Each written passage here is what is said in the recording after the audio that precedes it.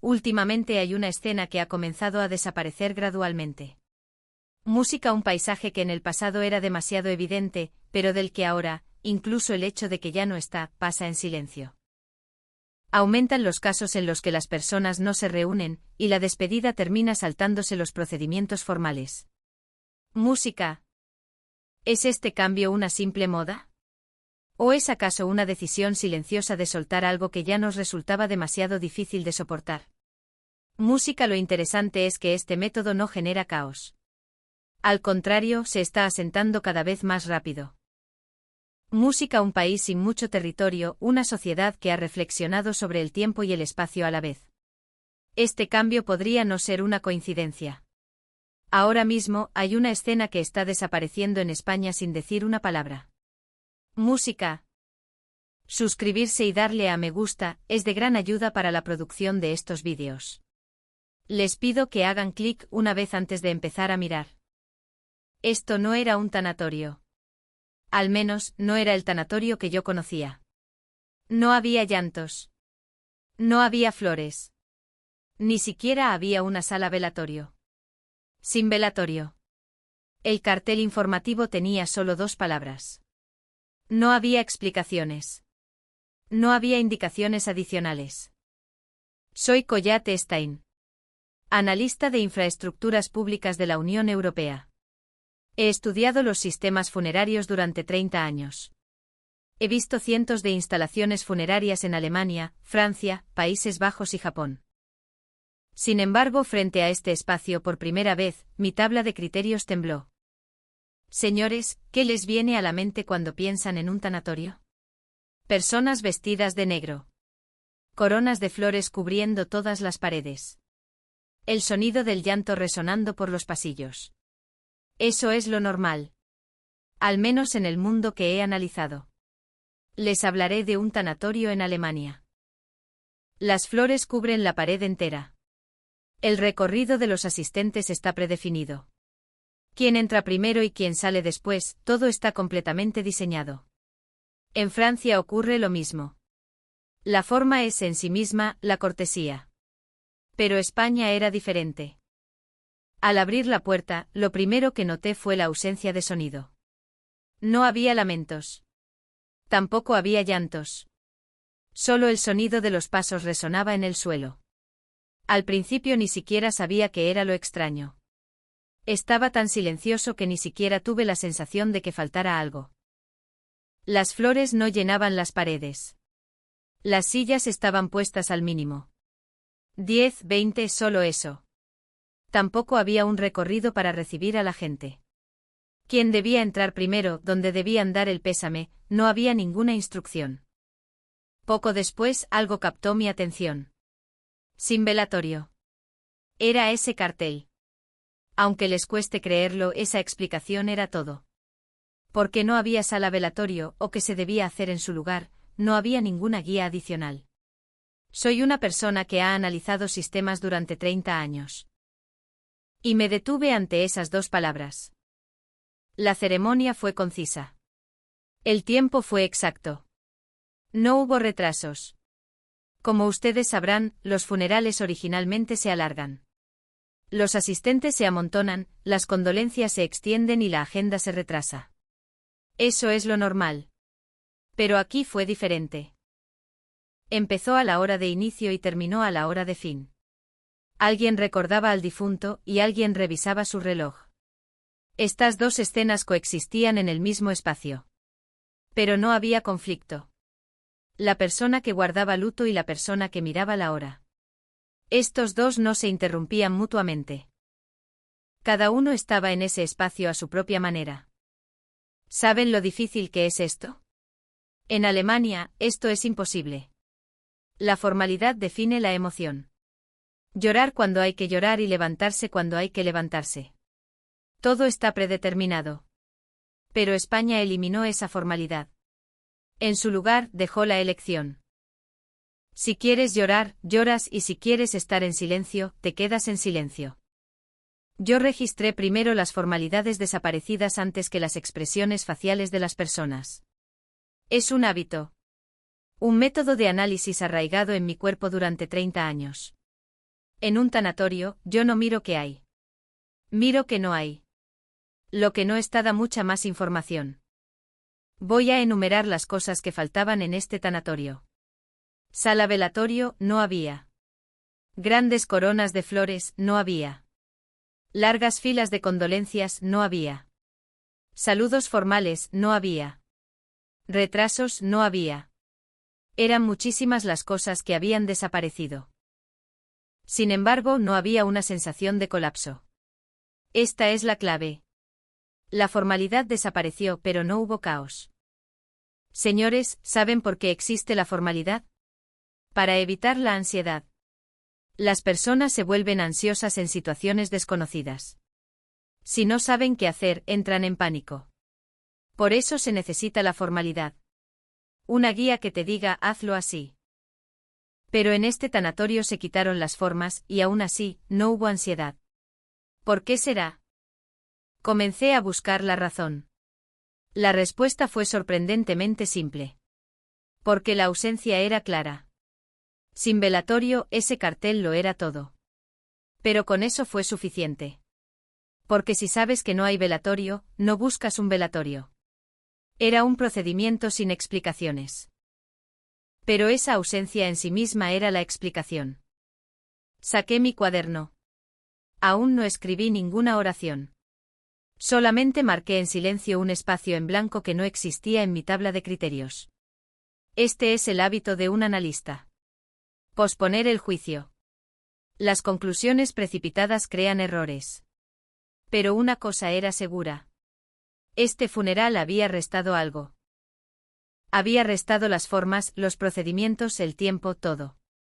Y no se derrumbó. Más bien, el orden se estaba manteniendo. La formalidad desapareció, pero el orden se mantiene. Esta era una situación que no estaba en mi tabla de criterios. Según los estándares alemanes, es imposible.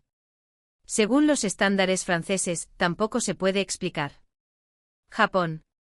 Japón, de hecho, refuerza aún más las formas. Pero España quitó las formas. Y funcionó. En ese momento me di cuenta. A este país no podía analizarlo con los criterios que yo conocía. Necesitaba un nuevo estándar. O tal vez ni siquiera sabía si tenía que repensar el estándar en sí mismo. Tomé mi bolígrafo. Dejé la primera nota en mi cuaderno, en el lugar donde desapareció la forma. El orden permaneció. Ese fue el registro del capítulo 1. Todavía no había conclusión. Tampoco había juicio. Solo una cosa era clara. El sistema funerario de este país era completamente diferente a lo que yo esperaba. Y tenía que encontrar la razón. Visité el crematorio. No estaba abarrotado. Pero tampoco había holgura. ¿Saben qué significa esto? Significa que no hay mucha gente, pero no hay espacios disponibles. Miré el calendario. No había espacios en blanco. La semana siguiente también estaba llena. La semana después de esa, también. Las fechas disponibles para reservar ya estaban a varias semanas de distancia. El espacio claramente había llegado a un límite. Señores, si ocurriera esta situación en Alemania, ¿qué pasaría? Habría un escándalo. Comenzarían las protestas. Buscarían al encargado y le exigirían responsabilidades. ¿Por qué se ha llegado a esto? Pero aquí fue diferente. El lugar no era ruidoso. Había quejas. Definitivamente las había. Pero se quedaban en susurros. La mayoría asentía en silencio. Ya veo. Hay que esperar. Eso era todo. Yo no entendía esta escena. Hay que esperar semanas porque no hay protestas. El encargado empezó a explicar el método de procesamiento de cenizas. Dijo que había un método que no usaba tierra. ¿Una opción para devolverlos a la naturaleza? Dispersión de cenizas. Cuando salió esa palabra, el aire se detuvo por un segundo. Yo también me detuve. ¿Saben qué es la dispersión de cenizas? Es esparcir los restos en la montaña o en el mar, no se entierran en la tierra. No se necesita un cementerio. Sonaba como una solución al problema de espacio. Pero me surgió una duda de inmediato. La palabra naturaleza siempre exige responsabilidad. Esta es la clave. Volver a la naturaleza. Suena hermoso al escucharlo. Pero la realidad es diferente. ¿Dónde los van a esparcir? ¿Vale cualquier montaña? En el mar no hay problemas ambientales. ¿Quién gestiona esto? ¿Se esparcen una vez y se acabó? ¿Dónde se rinde homenaje? Yo he visto intentos similares en Europa. Todos fracasaron. ¿Por qué? Porque el sistema legal no acompañó. Hay una diferencia entre lo posible y lo permitido. Aunque sea físicamente posible, si no está legalmente permitido, no se puede hacer. Aunque esté legalmente permitido, si no es aceptado socialmente, no se hace. Estas tres cosas deben coincidir completamente. Pero eso no es fácil. Le pregunté al encargado. La dispersión de cenizas es legalmente posible. Es posible.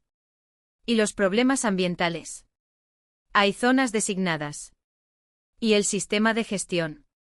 El encargado se detuvo por un momento. Aún no es perfecto. En esa única frase estaba contenido todo. Era una estructura aún no completada. Se sentía el rastro de eso en todas partes. Había zonas designadas, pero el personal de gestión era escaso. Había leyes, pero las regulaciones detalladas eran deficientes.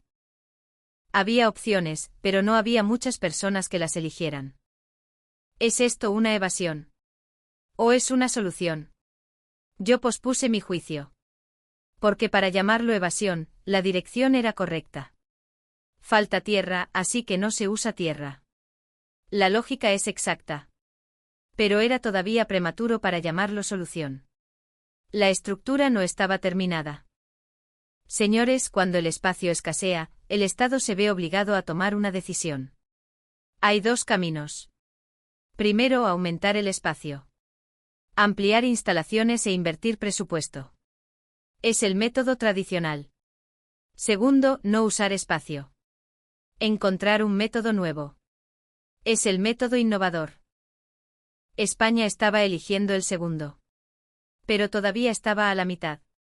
El estado de haber hecho la elección, pero sin completarla. El estado donde se ve la posibilidad, pero no está verificada. Yo clasifiqué este estado como una estructura inacabada. Dejé un registro en el cuaderno. Límite de espacio, reconocido. Existencia de alternativa, inacabada. Fueron oraciones cortas. Pero eso lo era todo. Este país sabía que le faltaba espacio. No lo ocultaba. Y estaba buscando alternativas. No se rendía. Al salir de las instalaciones, pensé. ¿Dónde está la frontera entre la evasión y la solución? ¿A qué distancia están la posibilidad y la realidad? Aún no tenía respuestas. Pero una cosa era clara. En el momento en que se reconoce el límite del espacio, el Estado se ve obligado a elegir. España estaba frente a esa elección. Y no estaba huyendo. La solución no era la expansión. Esta es la clave.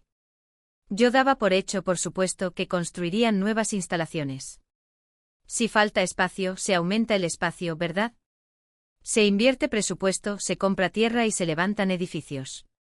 Pero España era diferente. En lugar de construir nuevas instalaciones, se resaltó una línea sobre el mapa. Cádiz y San Fernando. ¿Conocen ustedes estas dos ciudades? Son ciudades costeras en la región de Andalucía. Están cerca. Se llega en 30 minutos en coche. Pero sus distritos administrativos son diferentes. El municipio de Cádiz y el municipio de San Fernando son entidades indudablemente distintas. Tienen alcaldes diferentes, presupuestos diferentes y residentes diferentes. Normalmente cuando esto ocurre, compiten. Las instalaciones de mi zona las usan solo los residentes de mi zona. No se permiten personas de otras áreas. Esto es lo normal. Es lo básico de la administración pública. Pero aquí fue diferente. Las instalaciones no se dividieron. ¿Cómo es posible? Lo confirmé yo mismo. Los ciudadanos de Cádiz usan las instalaciones de San Fernando. Los ciudadanos de San Fernando usan las instalaciones de Cádiz. Si a un lado le falta capacidad, el otro lado la absorbe. Los costes se comparten. La gestión se coordina en conjunto. Aunque cueste creerlo, esto estaba funcionando en la realidad. Yo he analizado infraestructuras públicas durante 30 años. Era la primera vez que veía un caso así. Señores, les explicaré por qué esto es tan difícil. Las instalaciones públicas son logros políticos. Piénsenlo desde la perspectiva de un alcalde. Invierto mi presupuesto y construyo una instalación. Entonces, eso es mi logro. Es lo que promociono durante las elecciones, yo construí esta instalación. Pero, ¿qué pasa si se comparte con otra región? El logro se difumina. Se vuelve confuso saber a quién se le debe el mérito. Es una pérdida política. Por eso, la mayoría de los ayuntamientos no comparten. Aunque sea ineficiente, construyen por separado. Para crear mi instalación, mi logro. Esto no es solo un problema de España. En Alemania pasa lo mismo. En Francia también. Es igual en cualquier parte del mundo. Pero Cádiz y San Fernando fueron diferentes. En este método no había un sujeto que monopolizara el éxito. Ningún nombre iba pegado por delante. No era la hazaña del alcalde de Cádiz, ni el logro del alcalde de San Fernando. Simplemente era una instalación conjunta regional. Yo no podía entender esto. ¿Por qué tomaron esta decisión? Pierden políticamente. La respuesta estaba en los números. Les diré los resultados que yo mismo verifiqué. El presupuesto se redujo. Porque ambos ayuntamientos se dividen la carga. En lugar de gastar 100 cada uno, gastan 50 cada uno. El tiempo de espera no aumentó. Porque si un lado se retrasa, vas al otro. Se distribuye la carga. No hubo quejas de los ciudadanos. De hecho, se volvió más cómodo. En el pasado, si la instalación de mi zona estaba llena, tenía que esperar. Ahora simplemente voy al municipio de al lado. ¿Saben lo eficiente que es esto? Construir una instalación nueva cuesta decenas de millones de euros. Pero si se comparte, ese dinero no es necesario. Con las instalaciones existentes es suficiente. La reacción de los ciudadanos fue impresionante. Le pregunté a varias personas, ¿es importante de dónde es la instalación? Para los ciudadanos no es muy importante. El ciudadano ve los resultados. Si se hace rápido o no. Eso es todo. Cádiz y San Fernando entendían eso. El estándar de vida por encima de los límites administrativos, la comodidad del ciudadano por encima de la lógica burocrática. Eso era la prioridad. En esta escena, registré la actitud más que la solución. ¿Por qué? Porque cualquiera puede pensar en la solución. Compartir es eficiente. Esto lo sabe hasta un niño de primaria. Pero la ejecución es un problema distinto. Porque saber y hacer son cosas diferentes. La mayoría de los países lo saben, pero no lo hacen. Por sus intereses políticos. Para proteger mi logro, mi presupuesto, mi autoridad. Pero estas dos ciudades en España fueron diferentes. No agrandaron el problema para crear una excusa. Faltan instalaciones, denos presupuesto. Podrían haber hecho eso. Podrían haber exagerado la crisis para exigir más recursos. Pero no lo hicieron. Tampoco utilizaron la crisis para expandir su poder. Un método de compartir la escasez mientras se mantienen las líneas que no se deben cruzar. Esto fue lo que vi. Dejé por primera vez una oración completa en mi cuaderno: este país elige no competir cuando el espacio escasea. He analizado durante 30 años. Nunca había escrito una frase así. Normalmente es al revés. Si el espacio falta, la competencia se intensifica. Intentan tener más unos de otros. Ese es el instinto humano y la naturaleza de las organizaciones. Pero España fue diferente. Ante la escasez eligieron compartir. Esto no es un simple problema de eficiencia administrativa. Es la actitud de gestión del Estado. ¿Qué decisión tomas frente a una crisis? Eso muestra la esencia de ese país. Pudiendo expandirse, eligieron compartir. Pudiendo monopolizar, eligieron distribuir. Pudiendo competir, eligieron cooperar. Esto no es un sistema. Es una filosofía. Yo no sostengo mi admiración por mucho tiempo. Es un hábito. El instinto analítico arraigado en mi cuerpo durante 30 años. Cuanto mejor se ve una estructura, más hay que dudar de ella. ¿Por qué? Porque las estructuras que perduran siempre revelan su esencia en el límite. Que funcionen bien en tiempos normales es obvio. El problema son las emergencias. Señores, ¿saben cuándo el sistema funerario de España sufre la mayor presión? En las festividades. El Día de Todos los Santos y la Navidad. En estos periodos los fallecimientos se concentran. Es un hecho confirmado por las estadísticas. En invierno, especialmente a fin de año y principios de año, la tasa de mortalidad aumenta. Es porque hay mucha población de edad avanzada. Pero en los festivos hay otro problema. La gente se mueve. Se dirigen a sus pueblos de origen. Para celebrar un funeral la familia debe reunirse, pero en los días festivos ya están reunidos. Por eso los calendarios de los funerales se amontonan. La demanda explota. Les diré sobre el calendario que revisé. El tiempo de espera normal es de 3 a 5 días.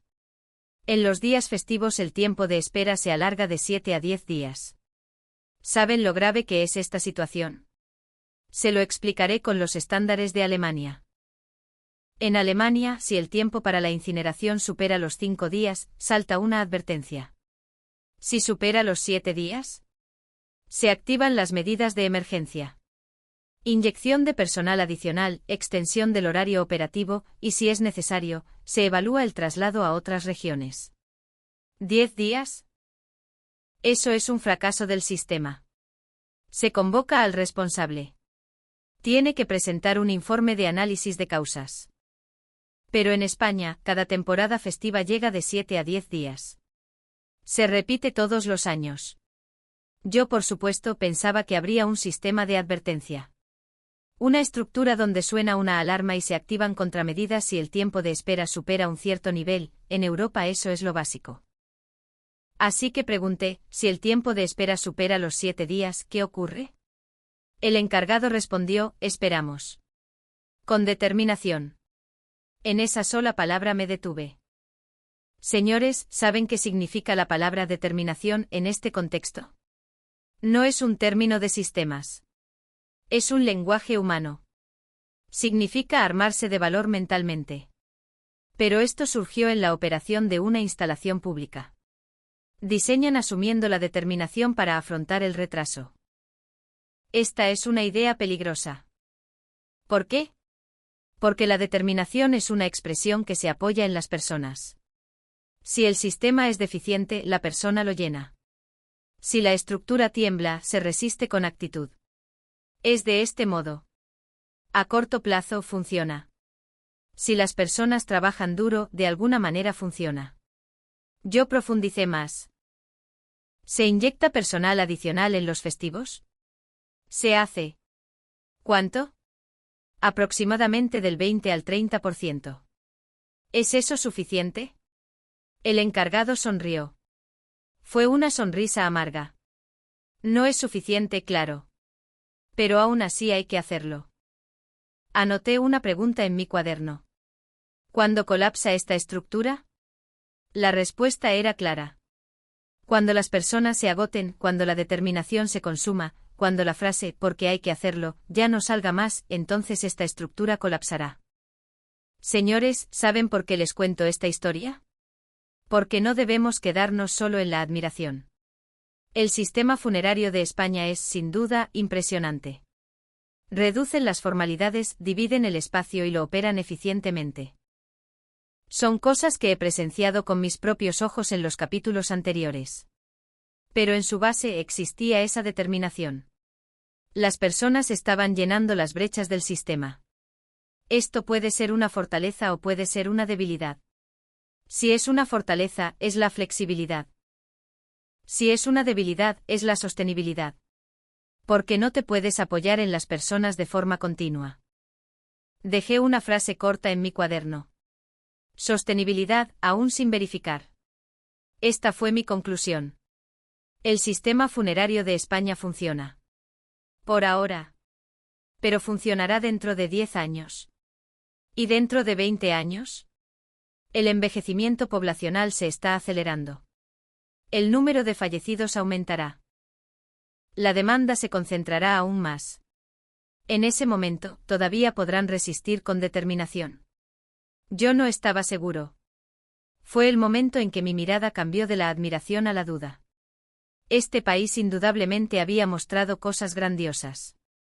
Pero también había cosas que aún no estaban verificadas. La crisis llegó sin previo aviso. Fueron lluvias torrenciales provocadas por una dana. Señores, no era una simple lluvia. 80 milímetros por hora, a un nivel que inunda las carreteras. Los coches no podían circular. En algunas zonas, el calendario de funerales se vio sacudido. Los coches fúnebres no podían moverse. No podían llegar a las instalaciones de cremación. Yo pensé, ahora es el turno de que se revelen los resultados. ¿Cuándo colapsa esta estructura? Había lanzado esa pregunta. Había dicho que colapsaría cuando la gente se cansara, cuando la determinación se agotara. Pero la situación de ahora era diferente. No es que la gente se hubiera cansado. Llegó un impacto externo. Un desastre natural. Esto no es algo que se pueda resistir con determinación. Era el momento en que se revelaría si el sistema funcionaba o no. En Internet empezaron a acumularse quejas. Yo también lo comprobé. Eran publicaciones subidas en tiempo real. La agenda se ha retrasado. No se puede contactar. Se sentía la ira. Y es lógico. Los funerales no son algo que pueda esperar. El cuerpo del difunto no espera. Al ver estas quejas hice un pronóstico. Pronto llegará la parálisis. Había visto una situación similar en Alemania. Cuando las tormentas paralizaron el tráfico, el sistema funerario se detuvo por completo. Las incineraciones se suspendieron durante 3 días. Los cuerpos se acumularon. Se convirtió en un problema social. Pensé que en España pasaría lo mismo. Pero el lugar de los hechos no se detuvo. Esto fue sorprendente. Yo fui a comprobarlo en persona. Hay que ir al terreno para conocer la verdad. El lugar estaba tranquilo. No, la expresión tranquilo es incorrecta. Estaba atareado. Extremadamente atareado. Pero no era caótico. ¿Qué había sucedido? Las rutas habían sido cambiadas. Si la ruta original estaba bloqueada, iban por otra ruta. Si la carretera A estaba inundada, se desviaban por la carretera B. Los horarios también habían sido reasignados. Si no podían hacerlo en la mañana, lo posponían para la tarde. Si no podían hacerlo hoy, lo ajustaban para mañana. Si esta instalación no funcionaba, los enviaban a aquella instalación. El movimiento no se detuvo. Señores, aquí hay algo importante. No se veía la instrucción de nadie. Esta es la clave. Normalmente en situaciones de crisis hay una torre de control. Alguien desde arriba da órdenes. La carretera A está bloqueada, id por la B. Cancelad la agenda de la mañana y pasadla a la tarde. De esta manera. Pero aquí no hubo tales órdenes. Al menos en el rango que yo podía ver. Los encargados de primera línea estaban juzgando por sí mismos. Este camino está bloqueado. Vayamos por aquel camino. Por la mañana será imposible. Aplacémoslo para la tarde. Le pregunté a un encargado. ¿Quién dio las instrucciones? ¿Instrucciones? El cambio de ruta, el ajuste de agenda. ¿Quién lo decidió? El encargado ladeó la cabeza. Simplemente lo hicimos. ¿Simplemente? Sí. Si no se puede, buscamos otro método. ¿No se hace así originalmente? ¿No se hace así originalmente? Esta única frase lo explicó todo. Para ellos era algo natural. Si surge un problema, se busca un método. Si se bloquea el camino, se da la vuelta. No es que alguien te obligue a hacerlo. Simplemente se hace. Esto no se logra con educación. Es cultura. Está impregnado en el cuerpo. Les diré los resultados. Hubo retrasos. Naturalmente los hubo. Con las carreteras inundadas, era imposible que se hiciera puntualmente. Se retrasó en promedio de 2 a 3 horas. Algunos casos se pospusieron al día siguiente. Pero no hubo parálisis. Esto es importante. Retraso y parálisis son diferentes. El retraso es demorarse. La parálisis es detenerse.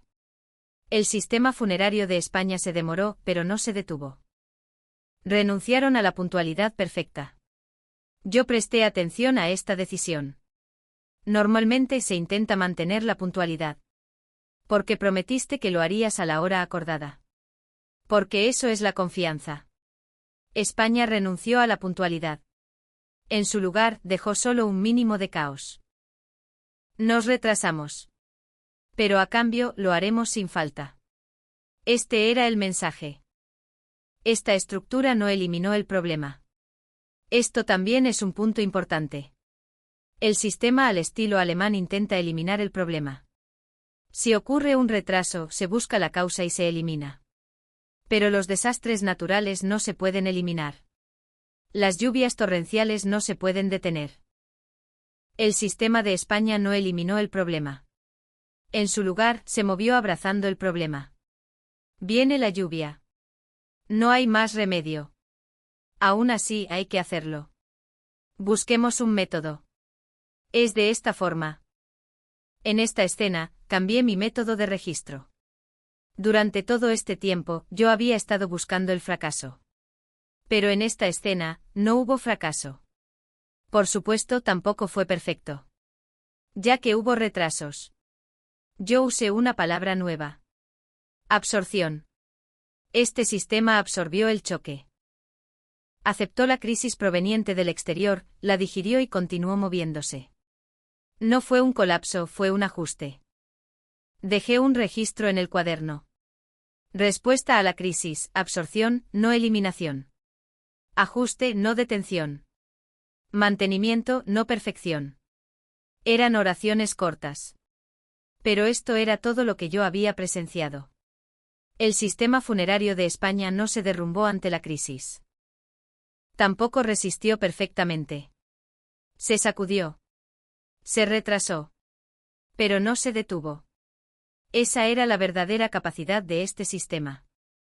Yo presenté la última condición. Les explicaré qué significa esto. En la industria del análisis, hay algo llamado prueba de estrés. Es aplicar presión al límite del sistema. Crear una situación difícil a propósito para comprobar dónde se quiebra. Llegó un desastre natural. Lluvias torrenciales. Pero el sistema resistió. Lo absorbió. Ahora quedaba la última prueba. La fase de exigir responsabilidades. Señores, ¿saben qué comienza cuando pasa la crisis? La búsqueda del responsable. Esto es exactamente igual en cualquier parte del mundo. Si surge un problema, alguien tiene que asumir la responsabilidad. Esa es la lógica de las organizaciones. ¿Quién lo decidió? ¿Por qué sucedió esto? ¿Quién es el responsable? Estas preguntas llueven a cántaros. En Alemania, este es el procedimiento oficial.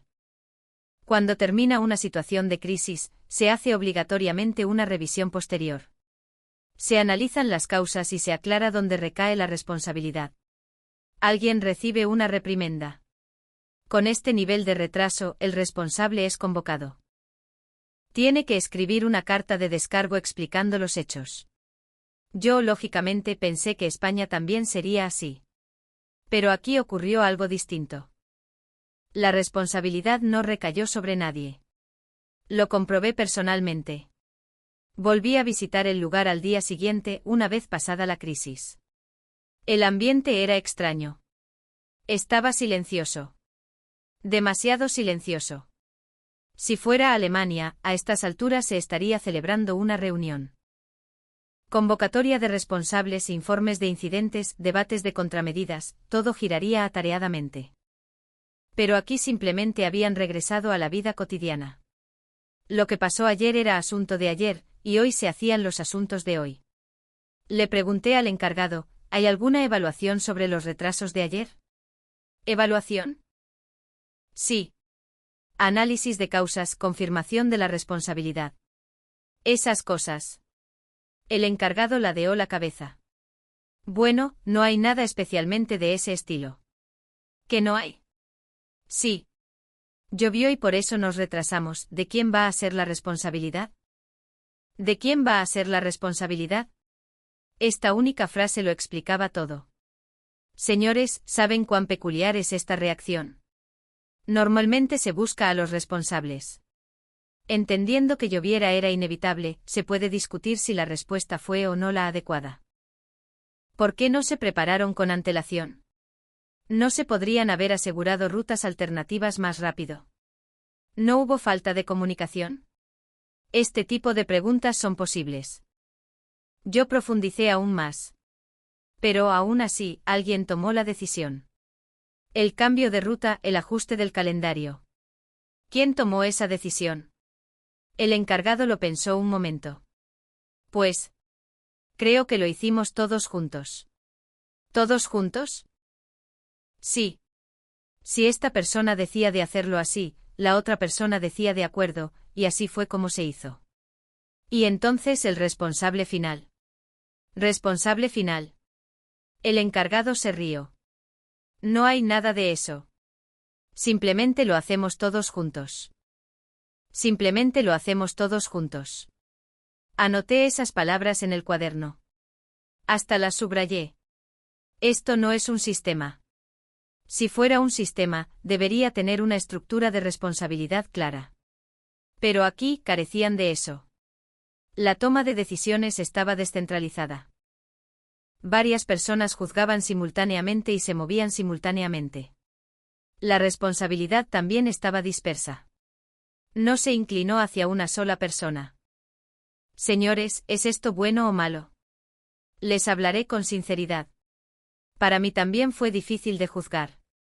Las ventajas son obvias. Si la responsabilidad se dispersa, la carga disminuye. Una sola persona no tiene que cargar con todo. Aunque haya un fracaso, el individuo no colapsa. Por eso las personas pueden moverse de una manera más activa. ¿Qué pasa si me equivoco? No tienen que preocuparse por eso. Ya lo vimos en el capítulo anterior. Pero también hay desventajas. Si se dispersa la responsabilidad, las lecciones aprendidas también se dispersan. No se puede saber quién lo hizo bien y quién lo hizo mal. Lo que hay que arreglar también se vuelve confuso. El sistema al estilo alemán busca a los responsables. Parece severo. Pero gracias a eso, se produce una mejora. Esta parte fue el problema. Esta persona se equivocó. La próxima vez, hagámoslo así. Es muy claro. El estilo español no tiene eso. Como lo hicieron todos juntos, lo dejan pasar todos juntos. Las mejoras pueden nublarse. Pero yo confirmé una cosa más. Se cumplieron las promesas. Esta era la clave. Al fin y al cabo, lo importante son los resultados, ¿no? ¿Quién tomó las decisiones en el proceso, quién asume la responsabilidad? Todo eso son problemas internos. Visto desde el exterior, solo se ven los resultados. Yo lo comprobé, se han procesado todos los funerales retrasados. La respuesta fue sí. Se demoraron, pero todos finalizaron. Aunque se retrasaron un día o dos, los procedimientos acordados se mantuvieron hasta el final. Alguien habrá trabajado toda la noche. Alguien se habrá presentado a trabajar en su día libre. Pero quiénes eran, eso no importó. Solo quedaron los resultados. Quien decidió no era importante. Solo quedó que se entregó. Anoté esta oración en mi cuaderno. Este era el estilo español. El resultado antes que el proceso, el cumplimiento de la promesa antes que el responsable, se logró, antes de ¿quién lo hizo? Era una filosofía completamente distinta a la alemana. Dejé de hacer preguntas. El momento de no preguntar más solo llega cuando has encontrado la respuesta. Yo había encontrado la respuesta. Este sistema no exige rendición de cuentas. En su lugar, demuestra con resultados. No miran quién cometió un error, sino que al final observan si se logró o no. Dibujé una línea en el cuaderno. Sobre esa línea, escribí una oración: esto no es un sistema. Es una actitud. Un sistema funciona mediante estructuras. Hay reglas, hay procedimientos y hay responsables. La actitud es diferente. Funciona con el corazón. Como hay que hacerlo, se hace. Hacemos que funcione. Es algo así. El sistema funerario de España estaba en el límite entre el sistema y la actitud. Las estructuras eran laxas.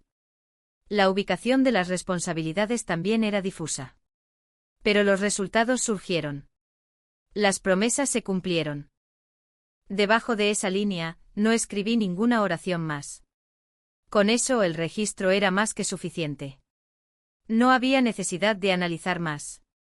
Este país, en lugar de exigir responsabilidades, estaba hablando a través de los resultados.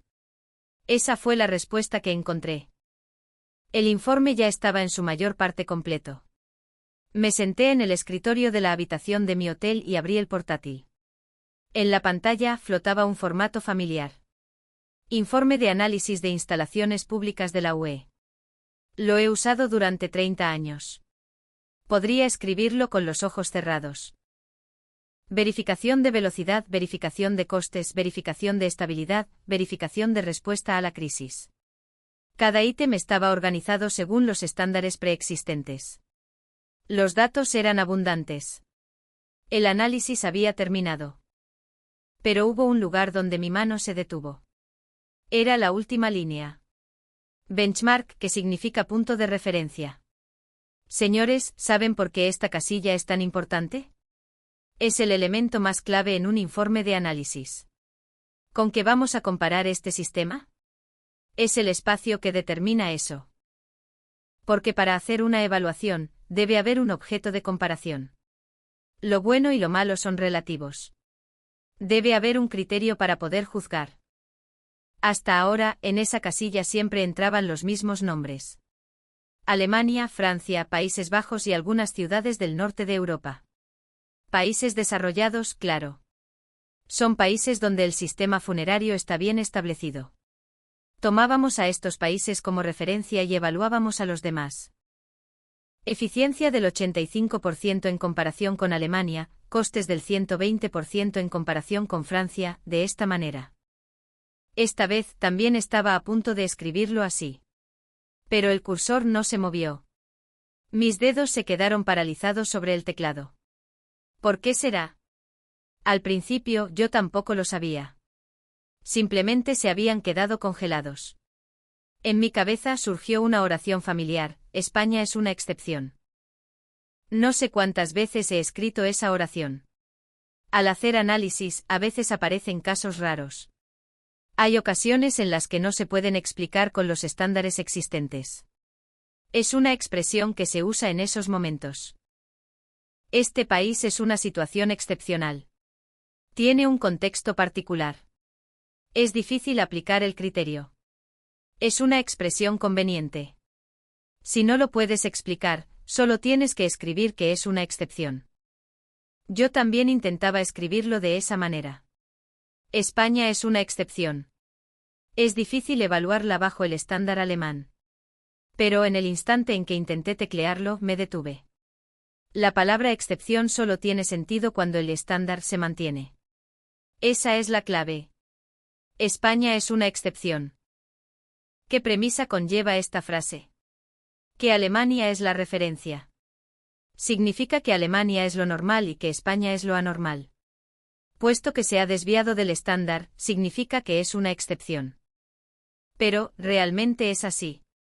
¿Qué es lo que he visto en los últimos días? Un tanatorio que no se colapsa, incluso al reducir sus formalidades. Ayuntamientos que no compiten a pesar de la falta de espacio. Un sistema que no se detiene a pesar de la llegada de una crisis. Una actitud que demuestra con resultados sin buscar exigir responsabilidades. ¿Es esto una excepción? No. Este es un método diferente. Que sea distinto a Alemania no significa que esté equivocado. Simplemente es diferente. En ese instante me di cuenta. Me di cuenta de la trampa de la palabra excepción. En el momento en que escribes la palabra excepción, el análisis termina por completo. Ya no intentas seguir comprendiéndolo. Porque, de todas formas, pasas página diciendo, bueno, es una excepción. Esa no es la actitud de un analista. Un analista debe comprender. Porque es diferente de qué manera opera, tiene que indagar hasta el final. Excepción era una conclusión perezosa. Yo borré la oración. Eliminé la frase de España es una excepción. Y volví a escribir. Muy lentamente, esta estructura no sigue el estándar existente. Hasta aquí era exactamente igual. Porque significa que difiere del estándar alemán. Pero la oración que venía después era distinta, desplaza el estándar. Desplaza el estándar. Esa fue la respuesta que había encontrado. No es que España sea una excepción. España es sencillamente el nuevo estándar. No se trata de evaluar a España tomando como referencia a Alemania, España, en sí misma, se convierte en la referencia. Este sistema no es inferior al alemán. Funciona mediante un método distinto. Y ese método es eficaz. Si es así, entonces, este es un nuevo estándar. No volví a leer esa oración 2 veces. Tampoco la edité. En ese instante el análisis había terminado. Ya no había más preguntas. No quedaba nada más en lo que profundizar. Lo único que me restaba era el registro. ¿Qué escribí en la casilla del benchmark? La dejé en blanco. Tampoco escribí Alemania. Tampoco escribí Francia. En su lugar, agregué una nota al pie. El objeto de análisis del presente informe no se corresponde con los criterios de comparación existentes. Requiere de una evaluación independiente. En 30 años nunca había puesto una nota al pie como esa. Fue la primera vez. Cerré el portátil. Miré por la ventana. Podía contemplar la noche de Madrid. Las luces estaban parpadeando. Yo ya no era más un evaluador. Era un testigo. Alguien que ha sido testigo de cómo se creaba un nuevo estándar. Ese era mi rol. El vuelo de regreso a casa despegaba al amanecer. En el instante de abandonar el aeropuerto de Barajas, miré por la ventana. Se veía Madrid. Descubrí que aún no se había quedado completamente dormida. Eran las 4 de la madrugada. Pero todavía quedaban luces por todas partes. Había coches moviéndose por las carreteras. Algunos edificios seguían resplandeciendo fuertemente. Este país no se detiene ni siquiera por la noche. Ese fue mi primer pensamiento. Señores, ¿cómo se interpretaría normalmente esta escena? Se diría que España es intensa y rápida. Así lo dicen. Un país que opera las 24 horas. Una ciudad que nunca duerme. Un símbolo de pura velocidad. Yo mismo solía pensar así en el pasado. Pero esta vez fue distinto. Yo no interpreté esas luces bajo el prisma de la velocidad. ¿Qué por qué? Porque la velocidad se explica mediante los números. Lo han procesado en unas pocas horas. Lo han completado en unos pocos días. Es el más rápido del mundo. Es este tipo de enfoque. Es algo que se puede medir. Que se puede comparar. Y al que se le puede otorgar un rango o clasificación. Pero lo que yo había visto durante los últimos días no eran números. Un tanatorio que reducía sus formas. ¿Se puede explicar con números? ¿Reducción del 50% en las formalidades? ¿Se podría escribir algo así? No. Eso carece de sentido. Ayuntamientos que compartían sus espacios, ¿se puede expresar en cifras? Nivel de cooperación del 85%. ¿Acaso existe algo así? No existe. Un sistema que no se detuvo ante la crisis, se puede llegar a medir con números.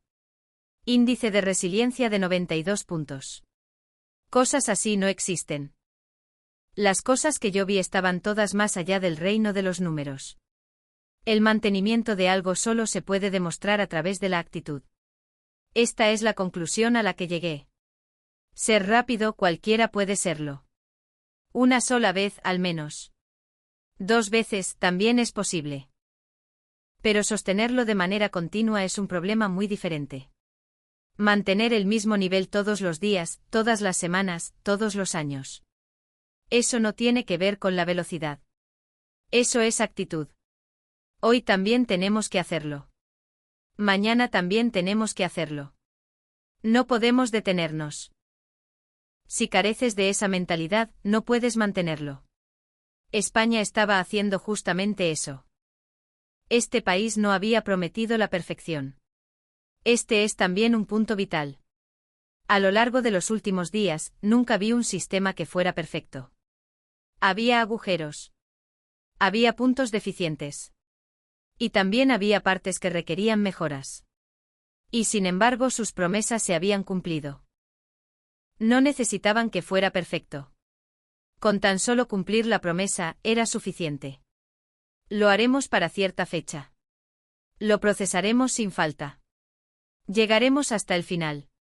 Todas estas promesas se llegaron a cumplir. Repetían una y otra vez la elección de no posponer las cosas. Esa era la forma de actuar de este país. Cuando surge un problema, puedes postergarlo, no es así. Hagámoslo más adelante. Veamos la situación y luego lo hacemos. Cuando las condiciones mejoren, lo hacemos. De esta manera. Pero España no actuó así. ¿Las formalidades son el problema? Las redujeron de inmediato. ¿Qué falta espacio? Lo compartieron inmediatamente. ¿Que ha llegado una crisis? Respondieron al instante. No lo aplazaron en ningún momento. Y eso fue todo. Redujeron las formas, compartieron los espacios, dispersaron las responsabilidades y dejaron resultados. Si tuviera que resumir en una sola oración lo que vi, sería esto. Redujeron las formas. Funerales sin salas velatorias prolongadas, tanatorios sin flores. Aún así, no se derrumbaron. Dividieron el espacio. Cádiz y San Fernando cruzaron las fronteras administrativas y colaboraron mutuamente. No compitieron. Dispersaron la responsabilidad. No hicieron que todo recayera sobre un solo individuo. Lo hicieron todos juntos. Y en lugar de excusas, demostraron con resultados. Por eso quedaron los resultados. Y ni siquiera ante la mismísima muerte crearon excepciones. Señores, ¿saben ustedes cuán difícil es lograr esto? La muerte es el instante más propenso para crear una excepción. Es un funeral, así que no se puede evitar. Frente a la muerte, ¿de qué sirven siquiera las reglas? Tratadnos con clemencia, pues es una situación especial. Este tipo de comentarios son los que pueden aflorar. Y nadie diría nada al respecto porque al fin y al cabo, se trata de la muerte. Pero España no hizo tal cosa. Aplicaron rigurosamente el mismo estándar incluso ante la muerte. Mantuvieron incólume el mismo procedimiento. Sin excepción alguna. Esto no se trata de ser frío o desalmado. Es ser consecuente e invariable. Y para finalizar, evoqué una sola oración en mi mente. Fue justo cuando el avión se alzaba por encima de las nubes. Madrid estaba desapareciendo paulatinamente de mi campo de visión. Este país no es un país que organice bien sus funerales. Hasta aquí suena casi a una crítica, ¿cierto? Pero a esto le seguía la próxima frase: es un país que lleva sus promesas hasta el mismísimo final. Esta fue la firme conclusión a la que arribé. La ciudad, finalmente, se desvaneció de mi vista. Las nubes terminaron por cubrirla. Sus luces dejaron de ser visibles. Sin embargo, el estándar estaba desplazándose junto a mí. Dentro de mi ordenador portátil, dentro de mi cabeza, y en el interior de mi propio informe, albergaba el nuevo estándar que llevaba el nombre de España. He pasado 30 años enteros analizando estructuras. Me he dedicado a observar detenidamente hasta el final qué tipo de decisiones adopta un Estado cuando empieza a escasear el espacio. En España, no vi en absoluto un sistema veloz. Vi una manera de actuar en la que, aun reduciéndose las formas, no se reducía en absoluto la responsabilidad. No eludieron ni esquivaron los problemas. No se excedieron recurriendo a expansiones desenfrenadas. Optaron sabiamente por la decisión de compartir ante la escasez. Y es precisamente por eso que este país jamás se detuvo. Yo no mantendré nunca más a España como un mero objeto de estudio. No dejaré ni una sola línea sobre él en las tablas de comparación.